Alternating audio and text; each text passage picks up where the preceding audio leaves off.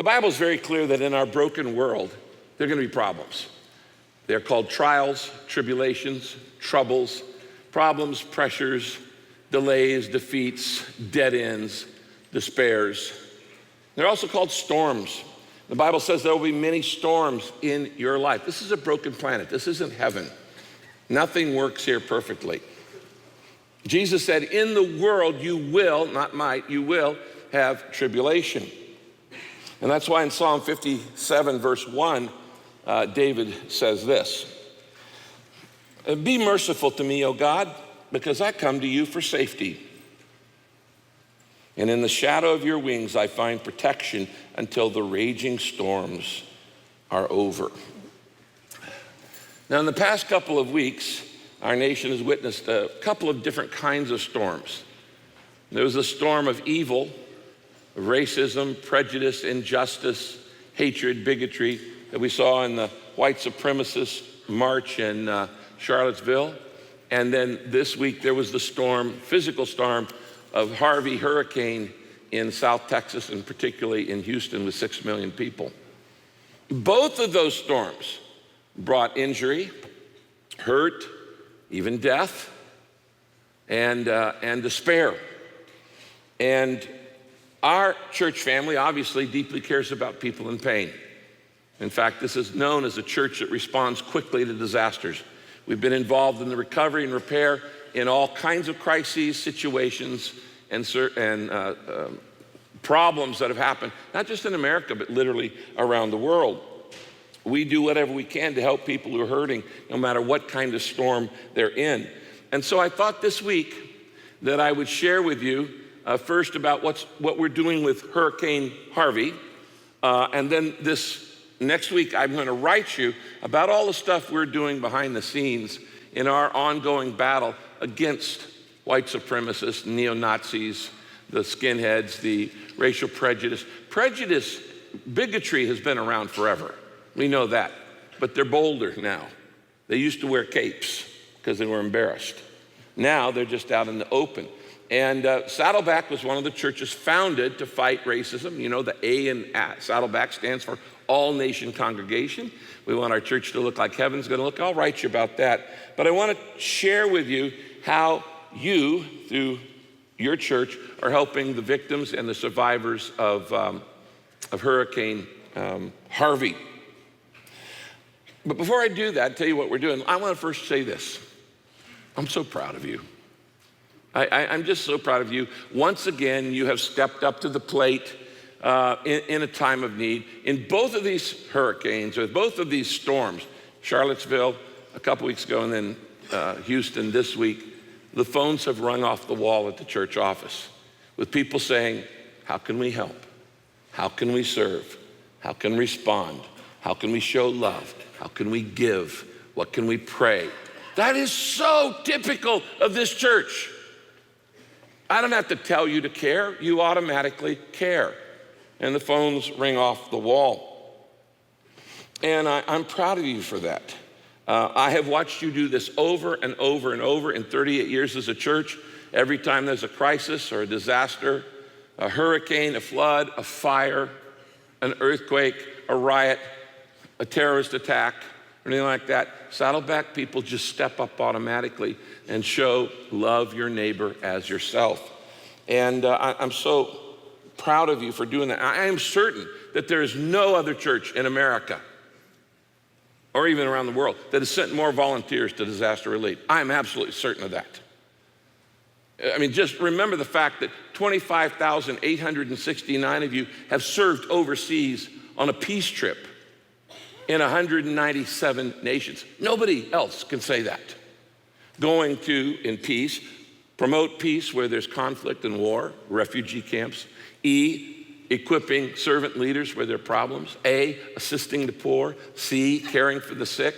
And E, educating the next generation. No other church can say, we've sent 26,000 volunteers around the world to every nation.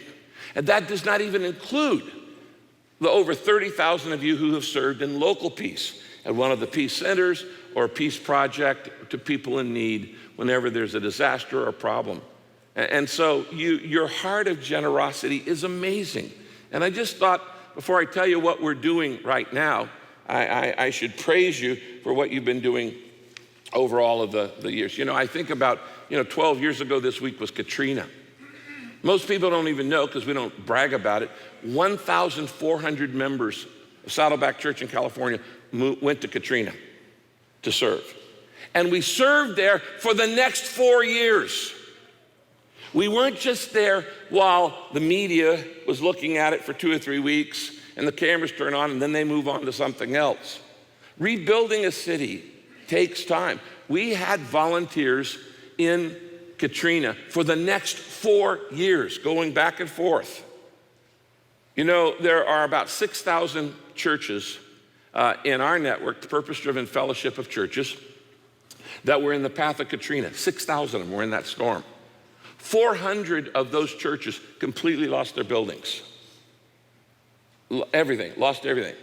And most of them were small, rural, African-American churches. And we took up an offering and we paid the salaries of those pastors who lost everything for the next year.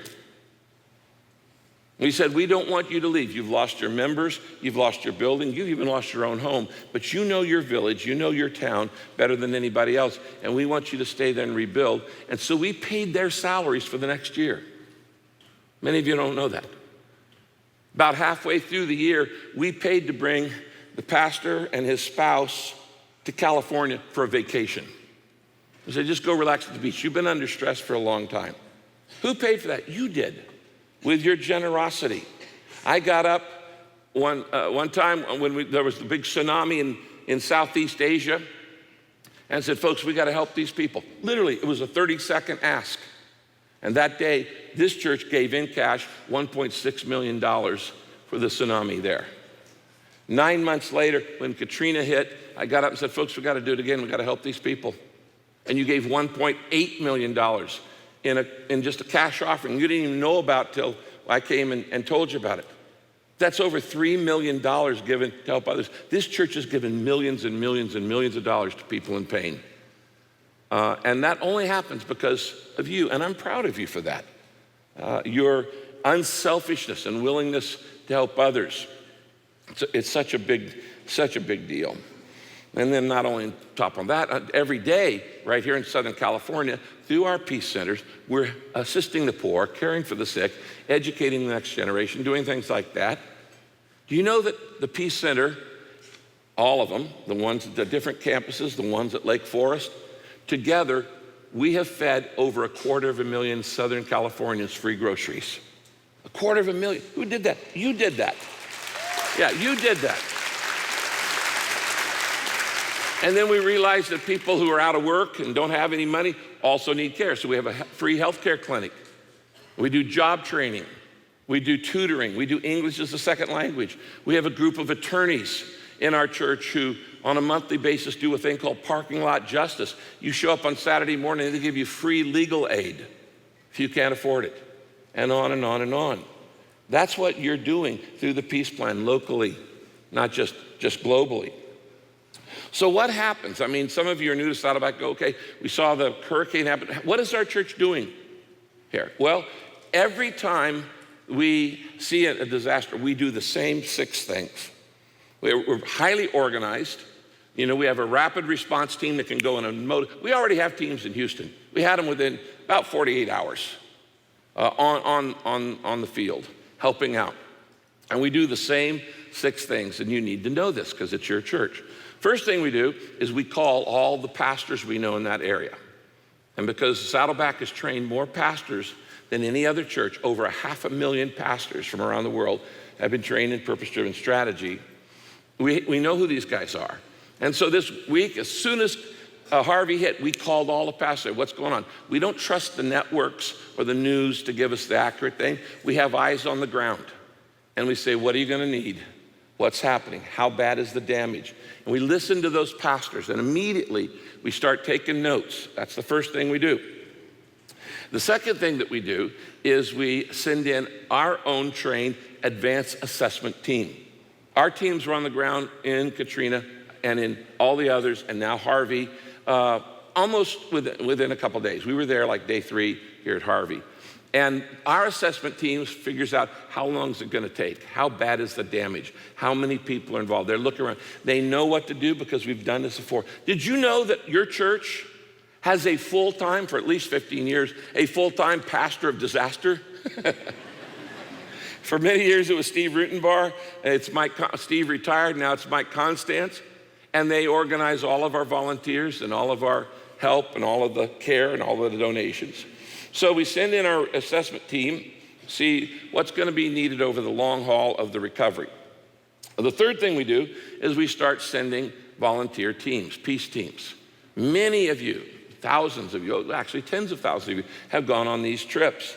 If you'd like to help, you've got time, you're not in a job that requires you to be there every single day, and you want to help, you can let us know, and you can help, and we'll connect you with one of our sister churches that are doing all of the disaster recovery in Houston. Fourth thing we do is we look for ways to care for the caregivers, the nurses, the doctors, the police and law enforcement, fire workers, social workers, pastors, obviously, and others.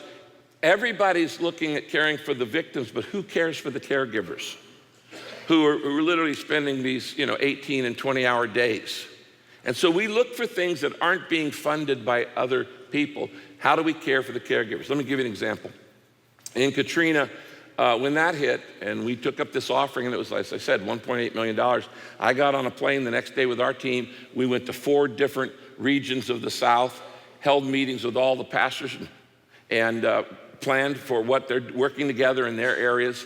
When we got to Houston, and I had been asked and invited to speak to the 13,000 refugees that were living in the Astrodome at the time. And so while we were there, I noticed that the law enforcement, the Houston Police Department, was having to basically care for an instant city of 13,000 people overnight. And they're working long days, 16, 18-hour days. And I said, so I don't see anybody eating at lunch. And they said, well, there's no lunch, we're just on duty all the time. So these men and women in the law enforcement were eating breakfast, coming to work 16 hours, and then going home and eating dinner at night with nothing in between. So I said, Saddleback is going to pay for the lunches of the caregivers, of all this law enforcement, these people are helping.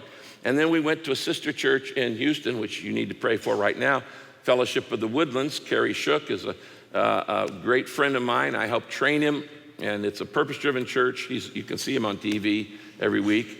And we went to that church, a sister church, and said, look, we're going to buy the meals for the law enforcement who are caring for these 13,000 people from out of state that are living as refugees in the Astrodome. And if you'll do the distribution of the food, we will pay for it. And so through that partnership, we were caring for the caregivers. That's one of the things we do. Another thing we do is we work on the spiritual development of people. And I instantly give the pastors all of any area, hurricane, whatever, I send them free series on how to recover and what to teach them. They don't have time to prepare sermons when they're mopping out water. And so what we do is we say to them, here's some series and you can preach these. We give them messages on how to teach people to recover from the problems of life. And then the sixth thing that we do is we give our own members an opportunity to give, to support, and people online through Daily Hope Radio and through all of our websites and through all of our social media. Anybody who's listening to this can go to saddleback.com and find the online giving section, and there's a thing called Peace Relief. And anything, 100% of any money given to Peace Relief goes immediately to those people. There's no overhead, there's no administration, because it's all done by our volunteers. So we can do it cheaper than anybody else because it's all done by volunteers, not paid people. And if you want to be a part of that, inside your program, I want you to pull out 3 things. There are 3 inserts. And the first one is Hurricane Harvey Peace Relief. Here are 3 different ways you can help the people who are actually in pain right now. You can pray, and there's some things to pray about. There's things you can give, specific things you can give. Besides money, there are things that you can give. And then you can serve, and if you'd like to serve, Any of the campuses, any of our 18 campuses, you can serve. By the way, we're starting campus number 19 before Christmas. It'll be Saddleback, Yorba Linda. So we're excited about that. And Tosh is going to be the pastor. He's the 301 pastor right now at Anaheim. He'll become the senior pastor there. There's ways to serve. You can text Harvey Relief 99000 to sign up to serve. And those are ways to pray and give and serve. And then here's a response card. The little blue card says, I commit. And the three different things. I commit to pray. I commit to serve. I want to serve. I want to go and help our partner churches. When we go, we don't go in the name of Saddleback. We go, in fact, we don't even want the city to know we're there. We kind of hide behind the scenes. We go to serve a local church there. We want them to get all the credit because they're going to be there long after we're gone. So we don't wear Saddleback t-shirts when we're there. If we're there, we'll wear this t-shirt of that church that we're helping serve their own community because it's not about us, it's about helping people. There's a place to respond. And then here is a peace relief envelope. Any money given this weekend in this envelope will go 100% to helping the disaster relief in the cities. Let me show you, as I said, we're already there. Here's a couple pictures of a church, a sister church in Corpus Christi that we're helping, that this week we turned their entire church into a distribution center. I mean, this was in a matter of hours, okay? And